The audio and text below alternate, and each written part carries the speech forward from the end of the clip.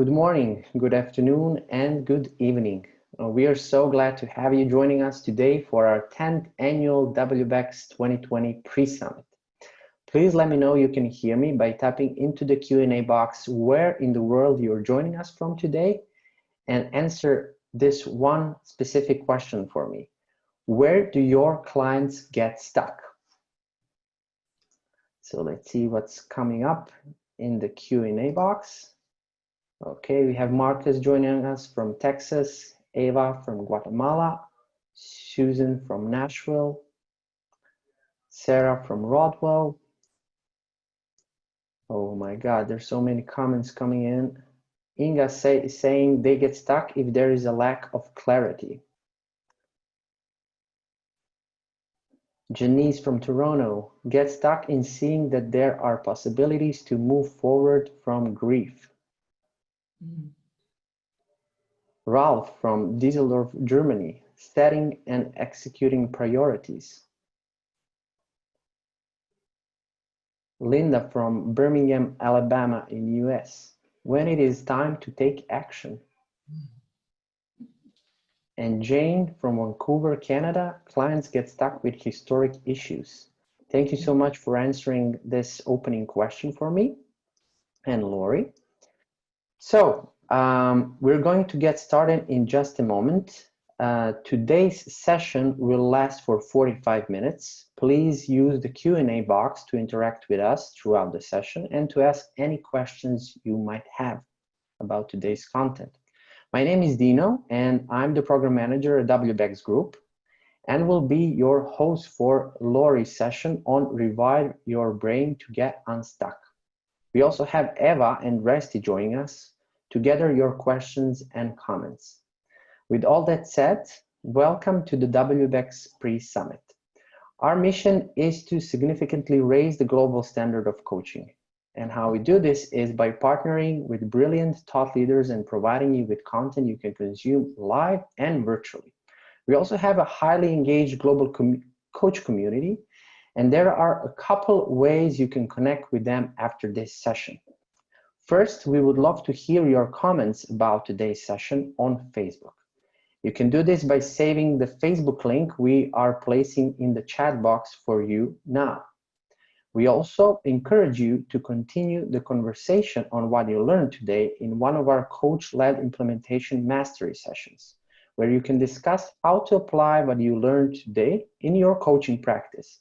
You can register with the links we are putting in the chat box now. So you want to head over to the chat box and you will see that Eva has posted two links for you. One for the Facebook to continue your conversation after the session, and the other one for IM sessions, which we are offering in 10 global languages.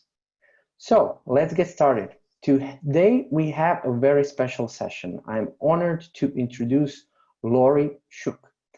Lori is a pioneer in the coaching world. She was a driving force for the expansion of coaching around the world as she helped spread coaching across North America, then into EMA, and also into corporations.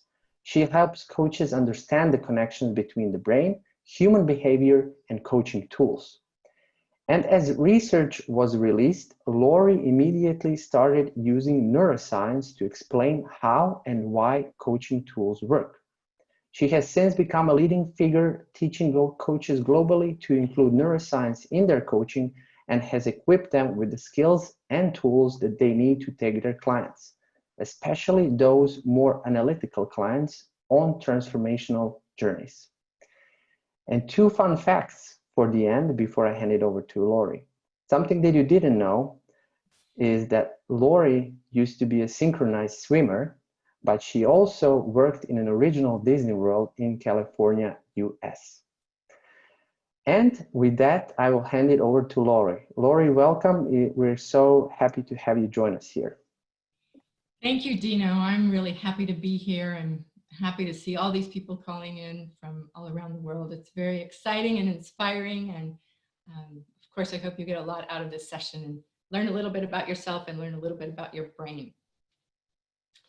So this session is titled Rewire Your Brain to Get Unstuck. And thank you for some of those answers about where your clients get unstuck, or where they get stuck rather. The stuck that I'm thinking of in this is where it's about that action. Like they're heading in one direction, or they say they want to head in one direction, and then they don't go. You know that place, you probably had that yourself. Yes, I want to do this and I want to do that. I'm absolutely committed, absolutely. And then I don't do it. Something happens. And we can coach in that way. We can help people set goals and we can help them reset and reset. But we can go on and do that forever, just trying to work on the level of action. If clients are stuck, we actually need to get below that level and do something a little bit different and find out what's going on underneath the surface.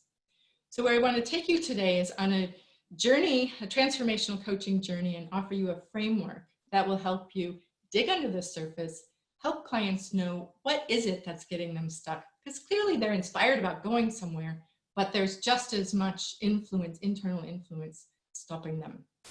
So the framework that I have is going to be about how do we do that? How do we dig in? How do we have some transformational work happen rather than just keep going around in circles about what are you going to do and how are you going to do that?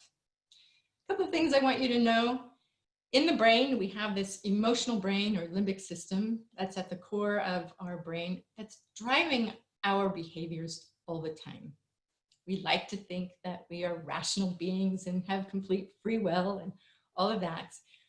But we've got this emotional brain that really calls the shots. And it has some orientation, let's just say it's a little bit fear oriented. It's looking around what's going to be good for you, what's going to be a risk, and it's a bit risk averse, and it will often send you fear signals. You might not even notice them, but it'll send you fear signals to get you to stop doing the thing that you want to do because it has determined it's not safe. And its job is just trying to keep you safe, keep you secure, keep you alive. And it's got its own interpretation about what is really a risk. And it's not always true. So we'll be looking into that a little bit. How do we look at what's true and what have we made up? Because we can change that part that we've made up and release ourselves from the fear. So these signals that we get, they're like stop signals. I like to think of them as big red traffic lights that get us, that stop us in our tracks, even if it's an unconscious red light. And what we'll be doing is looking at what are those stop signals and how do we turn them into go signals? How do we look underneath the surface? What's the fear that's going on? What's the conversation that's happening alongside that fear? And how do we reframe that so we can release it and turn that from a red stop light into a green light so we can be freed up to go towards the goal that we wanted? I'm referring to you, but I'm talking about your clients as well. However, speaking of you, I'd love for this to be a collective journey, like all of us around the world, let's go on a journey together. I'd like you to have a personal experience of this framework as well. If you can think of a place where you're stuck in the sense of, I want to be moving in this direction, but I notice I'm not. I want to be building that website, want to be connecting with those people, want to be doing this study or that, or read this book or that.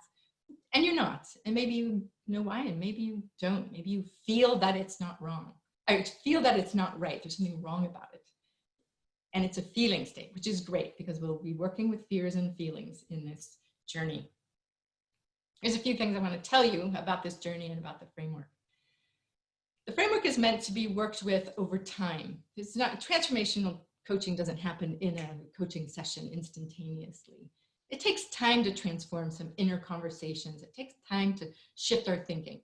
A lot can happen in a very short amount of time, but to really embed it, we need to keep going and keep repeating and repeating and repeating.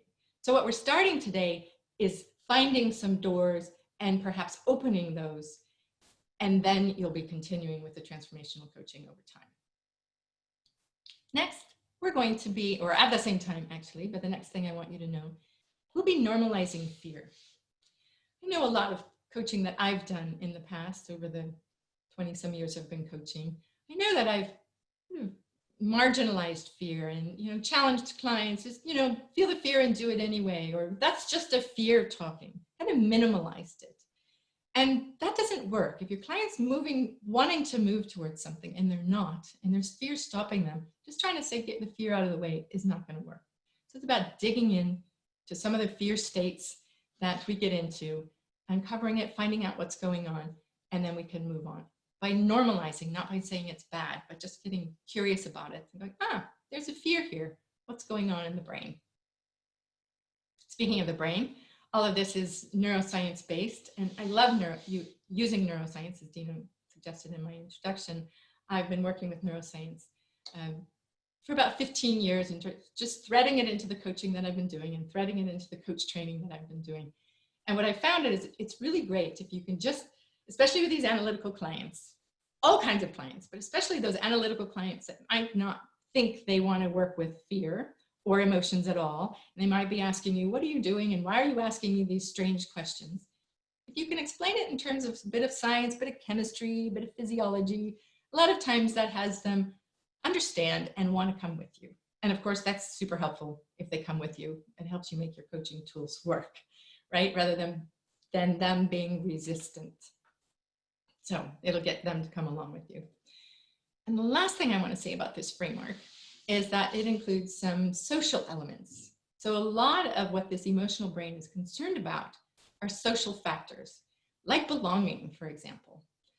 Belonging is one of the things that this emotional brain is looking at. And if you are working on a goal that's heading in a direction that may create rejection, you're going to get this stop signal that says, no, don't go there, because that's not good. We care about what other people think. We care about potential rejection. This is part of our makeup. It's part of the brain. It's how we're designed. So let's embrace it. Rather than saying, who cares what people think? Let's actually get curious when somebody says, I'm afraid that I'll be rejected. It's something to look into, and one of those things that we can transform. And I will be sharing a model with you called the Be Safe and Certain model. That's a strong part of this framework. And it points to 6 different places, these doors actually, 6 different places. So belonging is one of them. And there's 5 others that are these places where fears reside. Typical common fears reside in those places. And you'll see how it goes. So I've asked you to think of a place where you get stuck, something that you get stuck at. I'd love for you to share those on the Q&A place as well, just so everyone else can see where is it that people get stuck. So what is it you get stuck on? Sorry about that, my slides are jumping ahead. Where do you get stuck? And we can share some experiences with those different places. But before I jump into the model, I want to talk about mice in mazes. Now you see Mickey Mouse is here. I do have a little affinity for Disney since I used to work there. But it's not the Mickey Mouse kind of mice. We just have that there because it's fun. You know how, I imagine that you know, behavioral scientists have been working with mice in mazes for a long time, decades. And they look at how do we condition them? How do we create behavioral change? And they used a lot of conditioning to do that. So here's a mouse in a maze, trucking down a part of a maze, finds some cheese, that's a reward, and rewards are part of what changes our behavior. You can pair that reward with a green light or some kind of signal.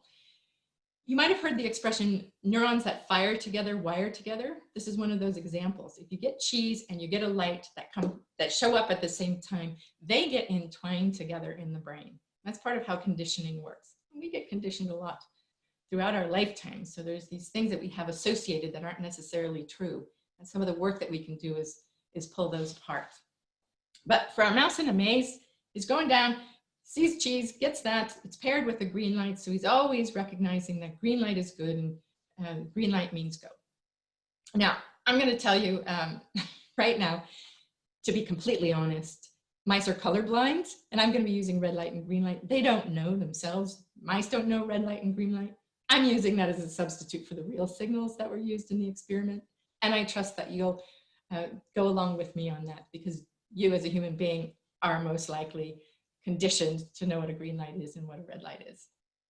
And so let's look at the red light side of things. Back to the mice in mazes, forgetting that they're colorblind.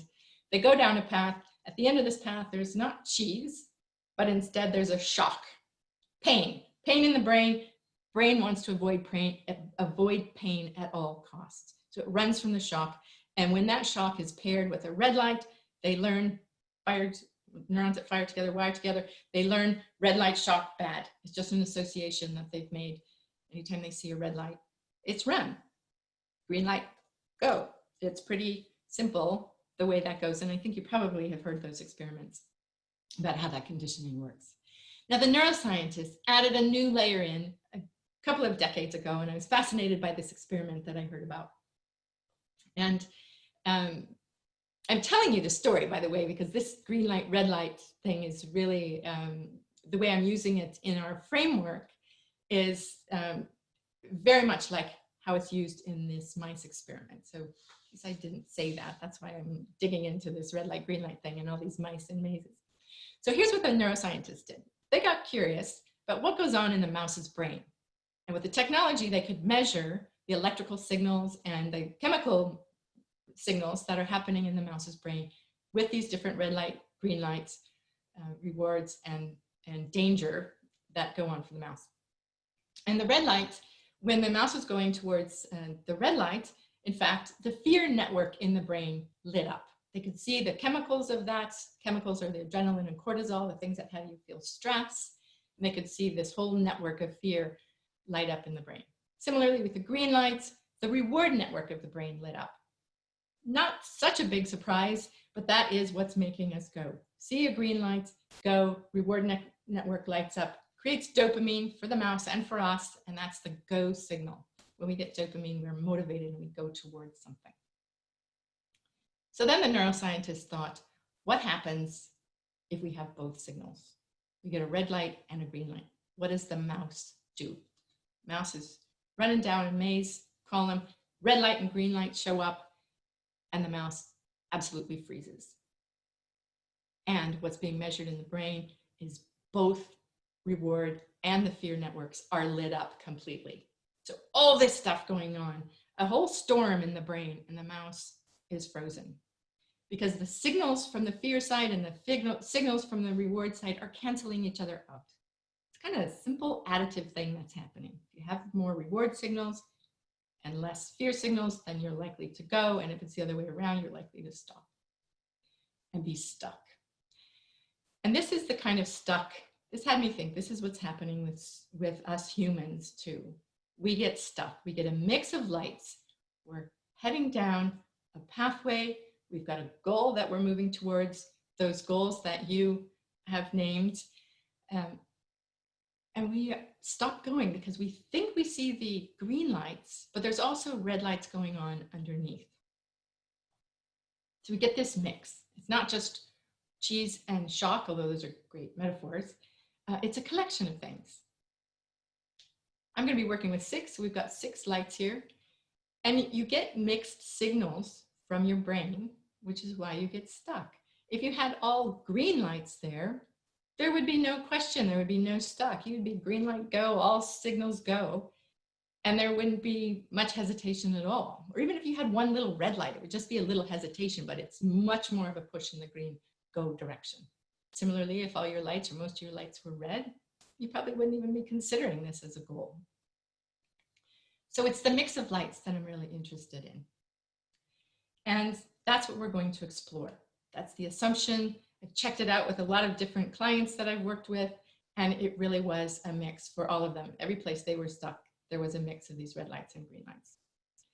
And we created those red lights and green lights out of a particular, out of these 6 different elements in the Be Safe and Certain model. Let me just say a little bit about this model before I pair the lights with it. Be safe and certain is what the brain is trying to do. Your emotional brain is trying to keep you safe and trying to make things certain, make sure you're okay. This is all survival stuff.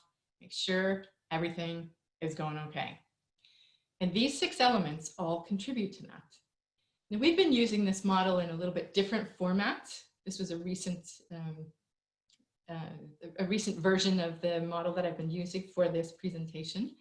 But we've been using this model in leadership approaches. We have a Rewired to Lead program where we train leaders and teams how to work well together, because red lights on belonging and red lights on any of these things start to create discord between people. See, these are social elements. You don't belong only in your own bubble. It's belonging to a group, to a system. Status, me relative to others. This is where the social element comes in. And so we use this with teams and leaders. And by the way, I will be using this model again in my WBECS talk in February in the full summit session. So just know that that'll be coming back if you join me again for that. So in this case, in this framework, we're using it with this, pairing it with the red light, green lights, and looking for where are those fears coming from? Because a lot of our fears are packed behind one of those doors or several of those doors. Recall the thing that you get stuck on.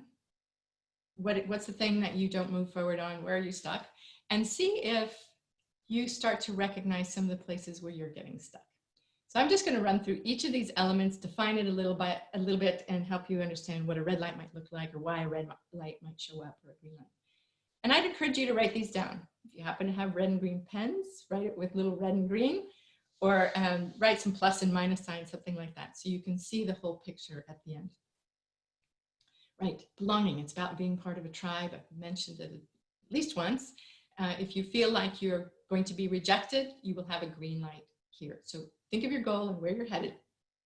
Does it give you a sense of belonging, or might there be some break to belonging, some break or threat to belonging, a potential rejection or a potential lack of connection?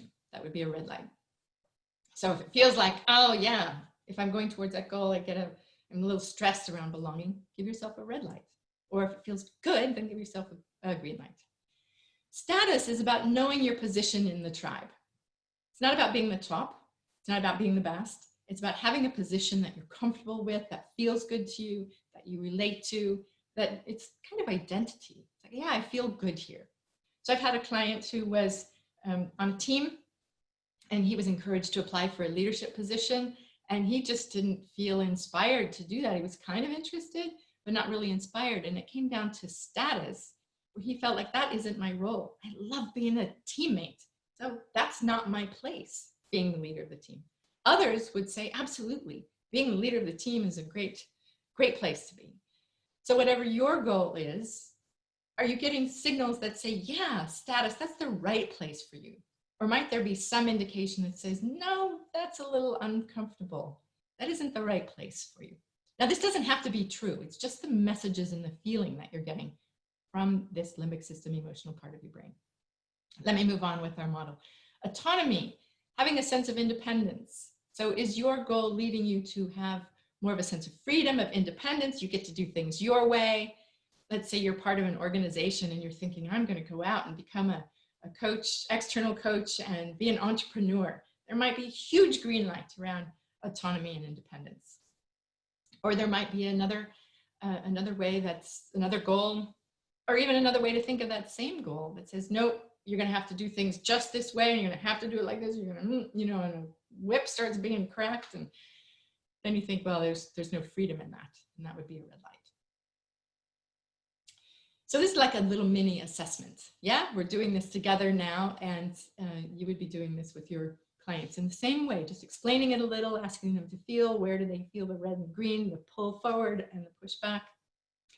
Fairness. Fairness is one of our deep-seated, really big reactive places, and it can be subtle as well. I had somebody tell me recently, well, I didn't want to do, again, it was somebody going for a leadership type position. I didn't want to go for that position because I felt like the other person in the organization was the right person for that. It felt unfair for me to vie for that position. Again, not true. Not necessarily true, partly true, but also a mindset that was adding into that. It's these mindsets that shape whether the green or red lights show up. And that's why this whole framework exists, because we're going to be digging into that. So what about fairness and you and your goal? Is there something about fairness? Might it create some lack of fairness or a threat to fairness in some way? Expectations. Expectations is about dreaming. What do you expect from this goal? Do you feel like it's going to work out? So is it a happy dream, or is there some dread? Happy dream, green lights, a little bit of dread, like I'm not sure what's going to happen over there, and I'm feeling like it's not going to work. There's just some expectations that we have. We dream up expectations all the time. And then certainty. in the world, there's a lot of uncertainty, lots of things going on at the moment that are destabilizing us. So you can get the feel of what it's like when we have red lights on certainty, threats to certainty. It destabilizes people, it stresses people out. So you can, that's a real live experience that most of us are sharing together in the world around COVID-19 and lockdown and that kind of thing. What's going to happen? We don't know. We don't know. Creates uncertainty. The goal that you have, does it create more of a sense of certainty for you? Not related to coronavirus or COVID-19, but in general, does this goal create more clarity for you, more certainty? Or is it vague and unfamiliar, or will it create some instability or rock the boat a little bit? So there's your mini assessment. Be safe and certain, use with red lights and green lights, something you can do with your clients. I hope that you've been keeping track of them, and I'd love for you to share. So Dino, if we can have that poll, and if you would share, where are your red lights? So if you would just select, if you notice that you had red light on belonging, or just add that into the survey. I've been really anticipating how this would go. Sorry, Dino, was there something? Yeah, the poll is up. I just wanted to say the poll is up, and the answers are coming in as crazy. So we'll just keep it open for a few more seconds, and then we'll close it. Okay. So it's a great distribution. I'm noticing that expectations and certainty are quite high. That's almost half of you, 50%. I believe that's how to read that. Yeah. So interesting. So as coaches, if you put your coach hat on now, just look at the different ways that people have red lights in their, according to their goals. And each one of those is an opportunity to dig into it and find out what's really going on there. It's not just the hardwiring of the brain that is creating these red lights. It's also the conversation and the belief systems that we have around it. So it looks like certainty is our winner. There's more certainty threats, red lights, than the others. I hope you all found that interesting. I find it fantastically interesting. So expectations and certainty, and it looks like belonging is third. So this is like, as you look at your own set of red lights and green lights, it can give you a sense of, oh, here's why I'm not moving forward. This is what's pulling me forward. Yeah, maybe you recognize those, and oh, I've got these other things going on as well. And these are opportunities to become more self-aware, dig under the surface, open some doors to finding some transformation, ways to reshape your world that'll have you experience your goal differently and many other goals also. So I invite you to pick one. So one of the red lights, of course you can pick green lights and try to figure out what is it that inspires you in that way.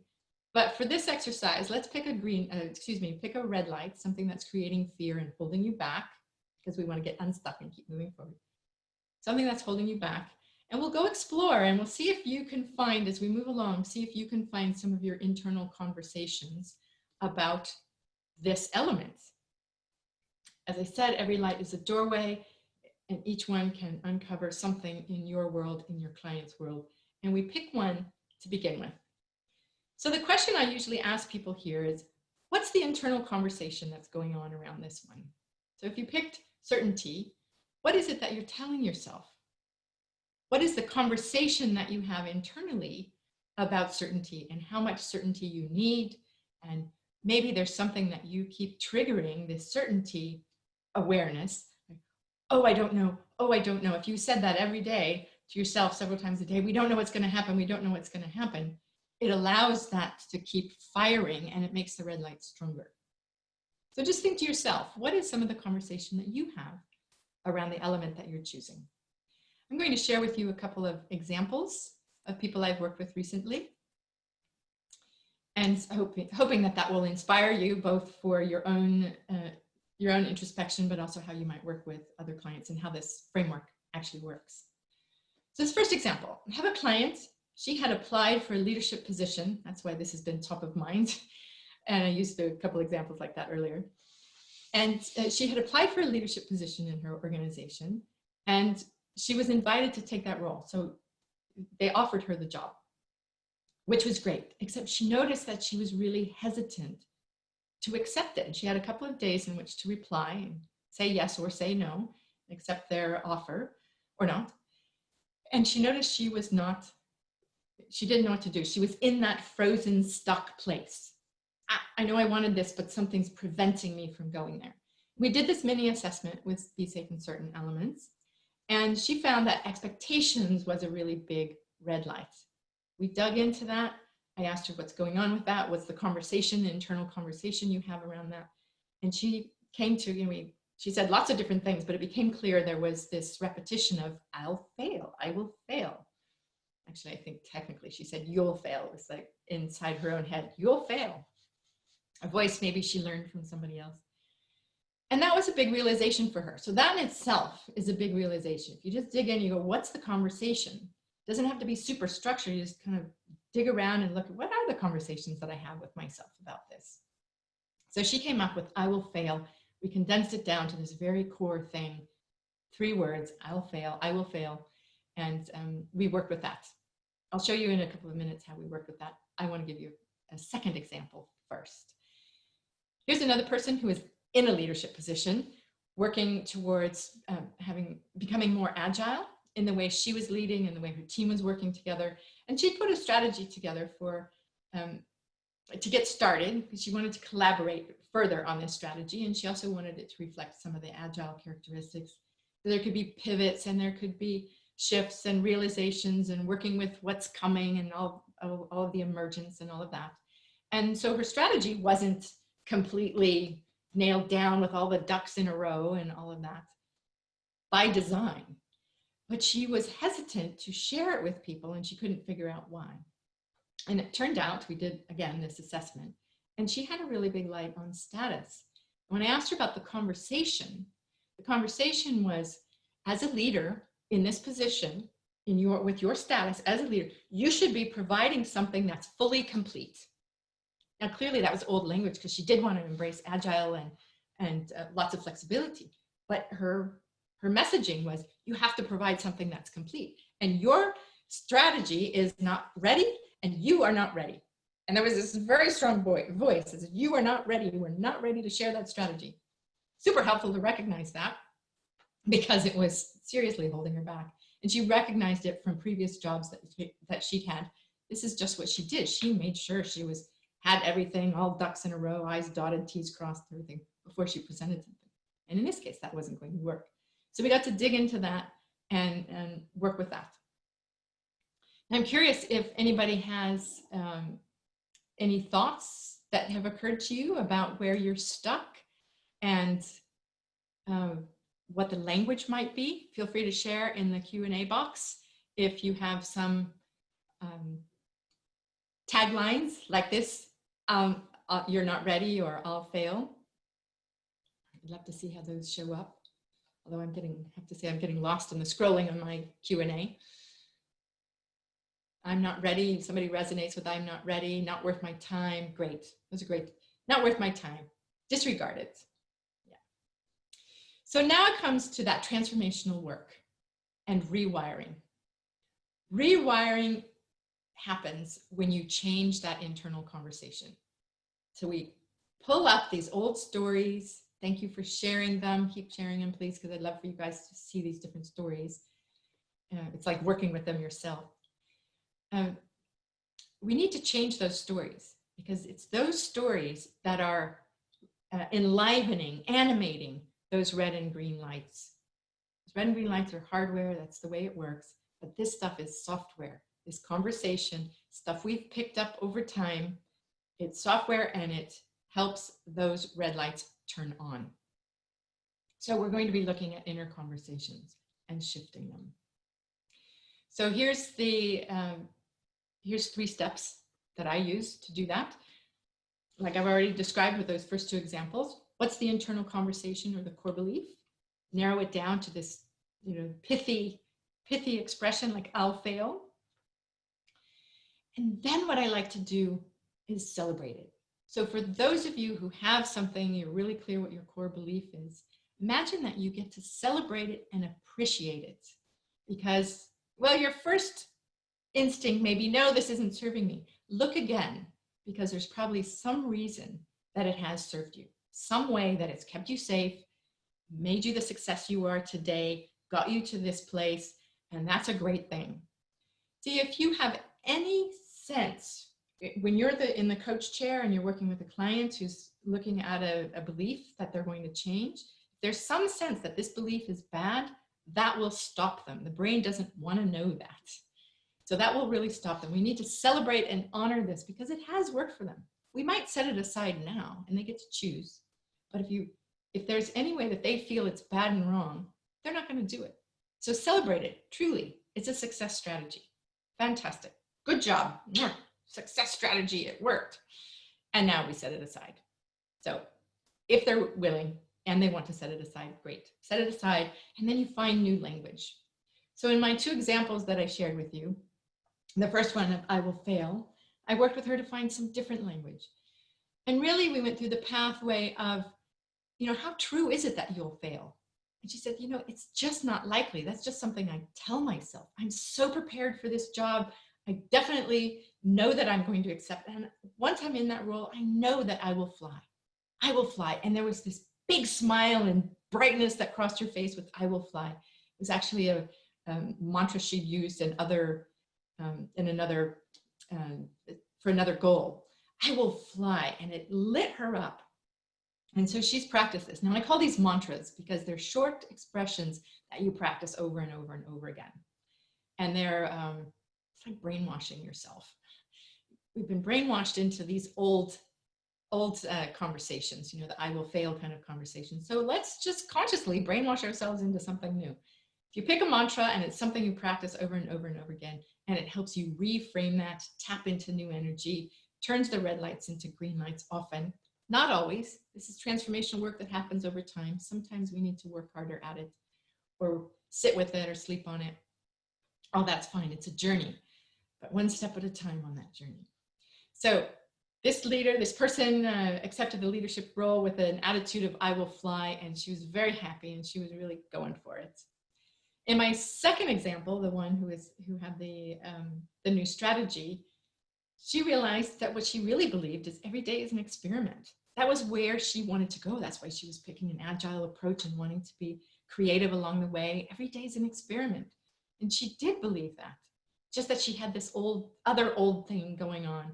And so she was able to replace that by practice, practice, practice. Every day is an experiment. And she was sharing that with her team and she shared her strategy. This is part of what we're doing. No, we can't be completely set ahead of time. Every day is an experiment. So it was a new way, a new approach, a transformed approach. So that's really the journey. I want to just a quick recap of the journey, and then we can have some questions. Here's what you do when your client is stuck. You notice they're stuck. Say they're going towards something and they get stopped and maybe they don't even know why. Ask them, of course, you want to ask permission. It's one of those core competencies of coaching. Ask permission to use a framework or a tool. It also has them buy in if they say, yes, I want to use this. Have the client notice these mixed signals. If you can tell them about adrenaline and cortisol, the stress hormones, and tell them about dopamine, and that even if you want to use the mouse experiment and how we get both, and it just has us have go signals and stop signals all at the same time, it gets us stuck. See if they can notice that. And I invite you to keep noticing that. The more you notice it, the quicker you are to realize, oh, there's something going on here. Let me investigate that. And you can find some old beliefs along the way, anytime, not just in the coaching session. It's a great thing to teach yourself and others to use that as a discovery tool. Then you can do the mini assessment, red light, green light, with the be safe and certain model. Have people assign, yes, this one is stopping me. When I feel that, I feel like belonging. Is yes, I'm afraid of rejection. Assign the red lights and green lights, just like we did together. Choose one of the lights to investigate. Get in there, find out what's going on. What's the inner conversation that's going on? Find a core belief. Celebrate it, love it, appreciate it. There may be values associated with it. Success strategy has gotten you to where you are. And then work on shifting the inner conversation if they're interested in that. Of course, again, they're at choice, gives them some autonomy. And once they find a new mantra, help them practice it. Of course, you can ask what's possible now. And once that red light has turned to green, the world will look different. The goal will look different. There will be new possibilities, most likely. And they need to keep practicing that mantra so that that change is really embedded. And remember that it's an ongoing conversation. And there's several lights there. You can investigate the greens and find out what is inspiring about this. Sometimes people go, oh, it's old messaging that is actually having me go for that thing. I can really let it go. It's just a different way of working with the mixed signals. So that's the whole framework. There's a lot to do in 30 minutes, a lot to talk through. I will be demonstrating this Friday in a WBECS session, the same time as this one, 1 o'clock Eastern time. And we'll be going through the whole framework with live clients, which should be lots of fun. And I'm happy to entertain questions. Now I think Dino is going to lead us through some Q&A, and I'm also happy to have questions. If you have questions, feel free to contact me. You can look me up on LinkedIn or send me an email address, I think you have my address. And there's going to be a worksheet coming to you in an email after this. Beth Schofield will be sending that out, and that will help you and support you to work through this framework. Dino, back to you. Hello, thank you, Lori. It was an amazing session. A lot of great comments have been coming through. One small detail about the traffic light tool, which is the worksheet that Lori just mentioned. So I actually had my colleagues work on uploading the worksheet to a link so that you can download it and access it straight away. So I'm gonna paste the link to the worksheet that Lori just mentioned, which is the traffic light tool, in the chat box. So you should be able to see it there and download it. Once again, Lori, thank you for an amazing presentation. We received some great questions and we'll take a few of them in just a moment. If you love today's session, we invite you to share the pre-summit with your friends and colleagues who would find value in it. You can type study buddy now into the Q&A box. If you've done this before, we already have your name and we very much appreciate you for sharing. While we head into the Q&A for this session, I also want to let you know we highly value your feedback. So please take a few moments to share your input on this summit session. We have the poll that you should be seeing on your screen now. So we have a few questions for you. How relevant was this session to your practice? Your primary reason for selecting this session? And on a scale of 1 to 10, 10 being the highest, how would you rate today's session? So once you have selected all of your answers, scroll down to the bottom and just submit your answers. Okay, now let's take a few questions. Lori, a lot of people were wondering, where does the origin, or what is the origin of the 6 signals? Is it connected with the SCARF model by David Rock by any chance? Yes, it is connected to that. I had learned the SCARF model and used that for a while until I found out that it was trademarked and I wasn't supposed to be using it.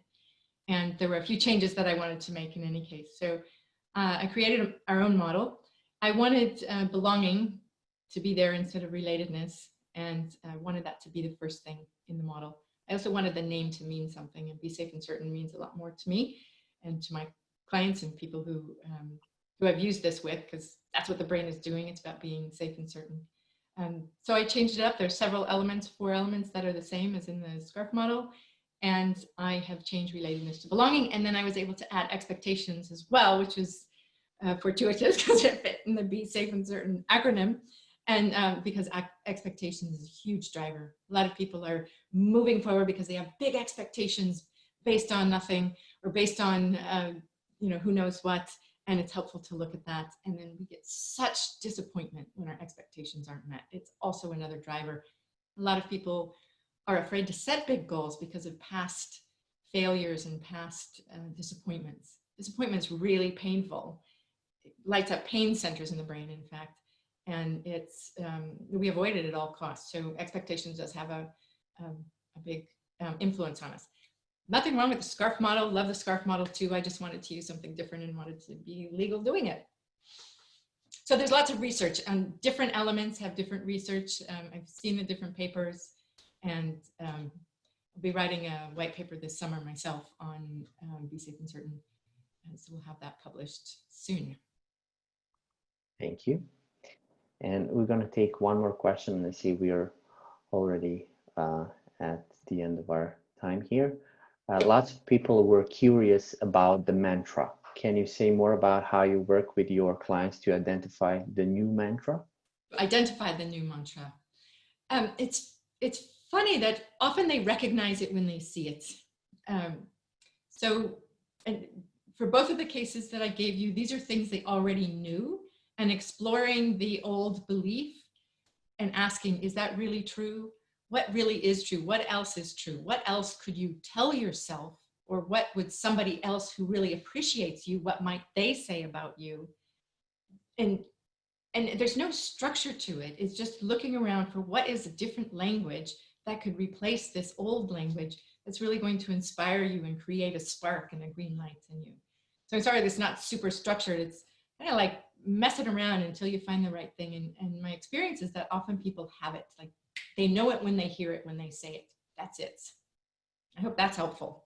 Doesn't sound like a very certain answer, but it does work. Try it out yourself. Try it with others. You know, when you're looking for a new mantra, and see what you can find. It emerges. Oh, I always say the key is in experimenting and practicing. So there's no better way to see how things, different concepts and techniques are working than just trying them out with your clients. So be courageous and experiment with your clients. It always ends up good. Lori, thank you once again for great presentation and very practical takeaways coaches can immediately use with their clients.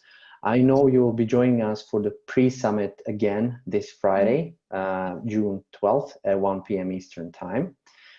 And you will be having a live coaching demonstration on the very same topic, if I'm not mistaken, right? Yes, it's using the same framework live with the clients. Great. And you mentioned this in your presentation. You will also be joining the full summit again on February 18th, 2021. And that will be for the live team coaching demonstration on the topic Rewire Your Team. Can you share a little bit of what will be covered in that session? Yes, it will be a little bit of a keynote talking about how I'll use that Be Safe and Certain model again and help teams understand how they get in each other's way or how conflict gets created because of these impulses, sort of the red light, green light thing. You know, our fears get in our way and get between us. We have misunderstandings. People think it's a status attack, and a lot of conflict in teams happens, or walking on eggshells, tentativeness happens because of things related to the Be Safe and Certain element. So we'll be talking about that. We'll be doing a demo with a small team and showing how they can reveal these things about themselves and then how they can work with it, how they can spot it in each other, how they can pull themselves back out of that reactive kind of state of, oh, you've attacked my certainty. Nobody says that, but the actions are still happening that way. How they can pull back from that reactiveness and co-create from a more conscious and intentional place with more practicality. Yeah. That sounds very, very exciting and interesting. So a reminder to everyone, our full summit will begin in July, and it will offer an immersive learning experience in a variety of sessions, just like you are experiencing in the pre-summit right now. Along with that, you also have opportunity to receive access to over 219 ICF or EMCC CPD units. So for those of you interested in checking out the packages and the speaker lineup, all the details are listed at wbecs.com/summit, and we will put that link into the chat box for you now. So all the packages are 50% off. So we are in our super early bird pricing from now through June 25th this month.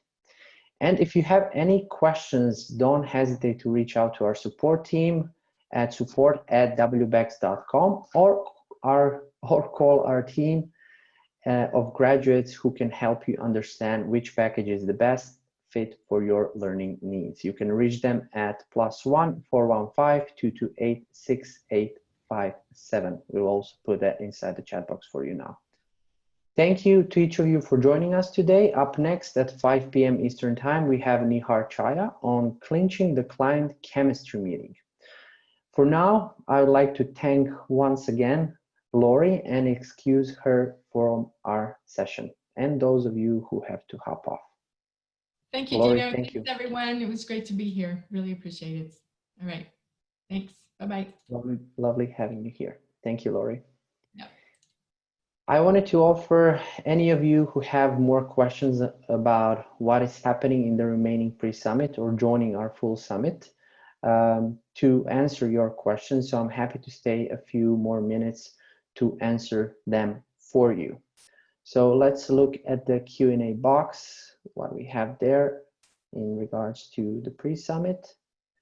But before I do that, let me just quickly show you how you can register for the remaining sessions. So what's left in the pre-summit. Let me just share my screen. Okay, so when you go to the link that Eva posted in the chat box, which is the one that ends with PS, you will get to this page, which will get you a pop-up the first time when you log in. On that pop-up, you will enter the email address that you used to register for today's session. So the one to which you received the reminder from Zoom to join the session.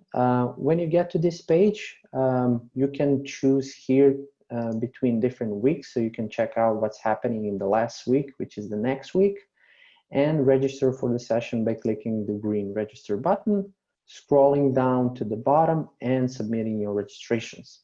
Once you submit the registration, you will get to this page, which basically lists the offering of the full summit and all the packages that are available for you, from core all the way to our most anticipated one, which is the Pro Coach package. So what you get in the core are basically access to the live sessions, while in the enhanced you get access to live sessions, their recordings, while in the Pro Coach you get access to live sessions, their recordings, ability to download them, slides, transcripts, notes, and on top of all of that, you will get access to sessions that will help you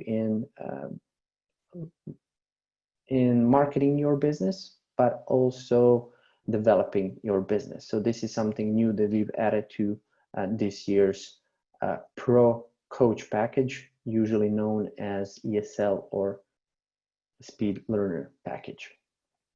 Okay, so once you register for your sessions, you will also receive an email. So if you go to that email and you click this link over here, you will be redirected to the same page on which every Monday at 8 a.m. Eastern Time, we will be releasing the recordings of the previous week's sessions. So you will have the ability to watch them all. So for instance, if I want to watch the sessions from last week, I would go to this link and there would be an option over here to watch those sessions.